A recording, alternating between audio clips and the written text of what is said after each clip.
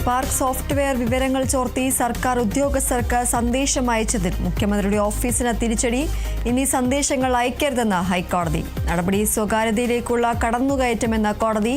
സ്പാർക്കിലെ വിവരങ്ങൾ മുഖ്യമന്ത്രിയുടെ ഓഫീസിന് എങ്ങനെ കിട്ടിയെന്നും ചോദ്യം. സർക്കാരിന് ഹൈക്കോടതിയുടെ നോട്ടീസ്.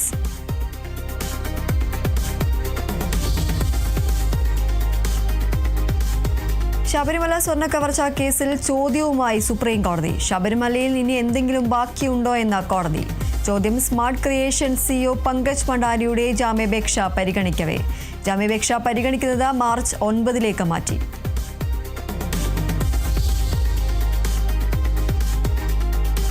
കൊച്ചി വൈറ്റിലയിൽ റെയിൽവേ ട്രാക്കിൽ യുവതിയെ മരിച്ച നിലയിൽ കണ്ടെത്തിയത് കൊലപാതകമെന്ന പോലീസ്. മരിച്ചത് കോട്ടയം സ്വദേശി സുധാ ബേബി. നിർണായക CCTV ദൃശ്യങ്ങൾ പോലീസിന്.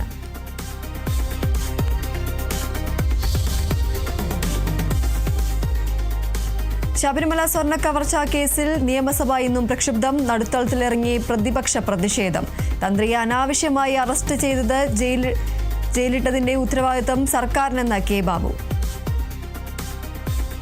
സർ, ഈ തന്ത്രിയെ 40 ദിവസം അനാവശ്യമായി ജയിലിലടച്ചതിന്റെ ഉത്തരവാദിത്വം ആർക്കാ? ഈ ഗവൺമെന്റ് സംസ്ഥാനത്തെ ജനങ്ങളോട്, വിശ്വാസികളോട് ഉത്തരം പറയേണ്ട ഒരു കാര്യമാണ്. 5 വർഷത്തിനിടെ ഒരു അവിശ്വാസ പ്രമേയം പോലും കൊണ്ടുവരാൻ കഴിയാത്ത പ്രതിപക്ഷമെന്ന് മന്ത്രി പി രാജീവ്.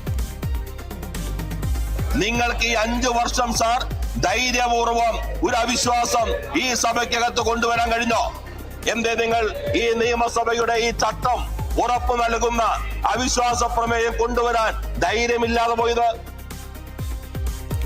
പ്രതിപക്ഷത്തെ നിയമസഭാ തെരഞ്ഞെടുപ്പിൽ ജനം ആഴക്കിണറ്റിലെറിയുമെന്ന് മന്ത്രി MP രാജേഷ്. നിയമസഭയിൽ വെല്ലിലിറങ്ങിയ പ്രതിപക്ഷത്തെ ഈ തെരഞ്ഞെടുപ്പിൽ ആളുകൾ ആഴക്കിണറ്റിലേക്ക് വലിച്ചെറിയുമെന്ന കാര്യത്തിൽ സംശയം വേണ്ട. പ്രതിഷേധത്തെ തുടർന്ന് ചോദ്യോത്തരവേള റദ്ദാക്കി സ്പീക്കർ. നേറ്റിവിറ്റി കാർഡ് ഉൾപ്പെടെ 5 ബില്ലുകൾ പാസാക്കി നിയമസഭ ഇന്ന് പിരിയും.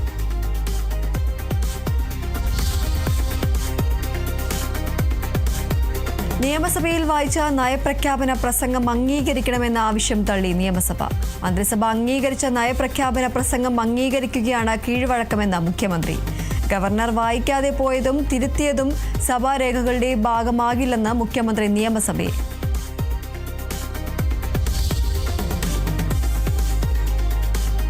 പത്തനംതിട്ട ഐത്തലയിൽ പമ്പാ നദിയിൽ കാണാതായ വിദ്യാർത്ഥികളുടെ മൃതദേഹം കണ്ടെത്തി. മരിച്ചത് +2 വിദ്യാർത്ഥികളായ ജോഷിൻ ബിനു, ക്രിസ് സാംബിജു എന്നിവർ. ഇരുവരെയും ഒഴുക്കിൽപ്പെട്ട് കാണാതായത് ഇന്നലെ വൈകിട്ട്. പുഴയിൽ കുളിക്കാനെത്തിയത് 8 അംഗ സംഘം.